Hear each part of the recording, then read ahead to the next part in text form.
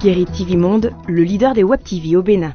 Une nouvelle session d'information s'ouvre sur Guérit TV Monde ce vendredi et avec plaisir on s'est fait le devoir de vous la présenter, mesdames et messieurs. Bonsoir et voici le journal. Nous allons rester ici à Cotonou. Vous savez bien que le Nigeria a fermé ses frontières depuis quelques jours et l'histoire ici au Bénin, c'est bien évidemment l'augmentation des prix du carburant fluoraté, de l'essence fluoratée, comme il m'a appelé Bayor. Stéphanie Nikoué et Christian Akakpo ont promené le micro dans la ville de Cotonou. Voici, mesdames et messieurs, leur moisson.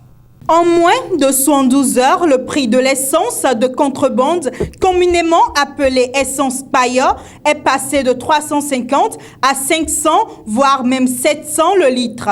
La hausse du prix de l'essence est due à la fermeture de la frontière du Nigeria.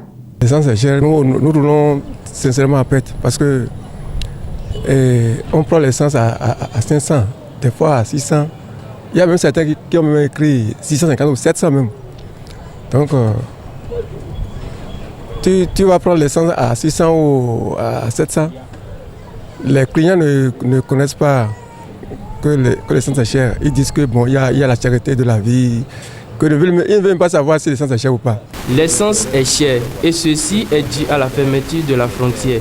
Ils ont placé les militaires à l'entrée de la frontière pour nous bloquer l'accès. On ne sait pas si c'est pour une durée d'1 mois ou pas. On attend le gouvernement pour voir comment ça va se passer. On nous empêche d'aller acheter de l'essence. Il faut que le gouvernement fasse possible pour que l'essence redevienne comme ça c'était. Les citoyens appellent donc le gouvernement au secours pour la baisse du prix de l'essence. Direction Porto Novo, sinon commune d'Avrancourt, pour atterrir dans l'arrondissement d'Achupa, où le centre de santé de cette localité, bien clôturé et badigeonné, mesdames et messieurs, est abandonné dans un état très piteux et les populations de l'arrondissement d'Achupa s'en désolent. Guérit TV Monde, mesdames et messieurs, vous fait donc suivre leur ras-le-bol. Rien ne va pas du tout. Rien ne va pas du tout. Rien ne va vraiment pas. Ici, c'est l'ancien siège de l'arrondissement d'Achupa, commune d'Avrancourt. Transformé en un centre de santé, le site bien clôturé est abandonné aux mauvaises herbes et les populations s'en désolent. Moi, je suis d'Achupa. Mais depuis qu'ils ont installé le truc à faire la construction de ces hôpitaux, on ne voit rien dedans. C'est rien que des animaux qui se promènent dans l'hôpital. Mais on a aussi des herbes qui sont à l'intérieur.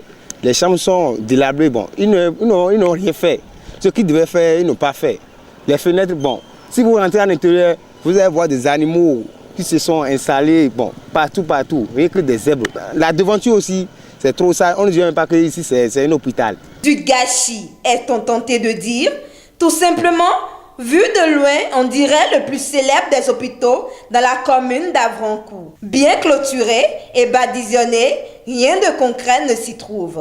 Qu'est-ce qui bloque la construction en bonne et due forme de ce centre de santé dans l'arrondissement d'Achupa depuis des années?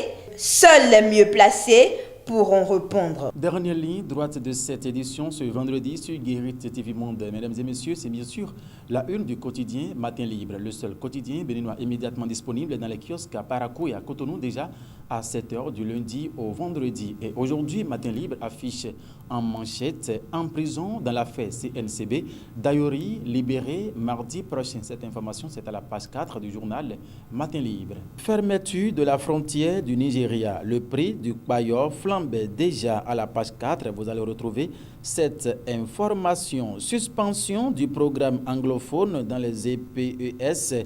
Les étudiants nigérians désertent le Bénin. Évaluation diagnostique. Que se passera-t-il demain? S'interroge le journal Matin Libre. Un test grande nature pour les centrales syndicales, nous apprend le journal. Reprise des opérations de déguerpissement. Yolonfon sensibilise les femmes de Dantokpa. C'est à la page 2 cette information. Menace de disparition des tortues marines. Des volontaires œuvrent à la pérennisation de l'espèce. C'est à la page 10. Cette information ici, nous redescendons en fausse manchette bas du côté droit. Il faut lire blanc sur noir. Toribocito, après leur comparution à la BEF, les 6 CA mis sous convocation pour lundi. Finissons avec cette information. ARCEP Bénin publication des résultats d'appel d'offres. Mesdames et messieurs, ainsi s'achève cette édition. En attendant de retrouver Stéphane Nikoué lundi dans une nouvelle session d'information, retrouvez demain votre revue hebdomadaire du quotidien Matin Libre et juste après, mesdames et messieurs, l'information en langue nationale Goumbé. Merci de nous avoir suivis. Excellent week-end à chacun et à tous en compagnie des programmes du leader des Web TV au Bénin. Au revoir.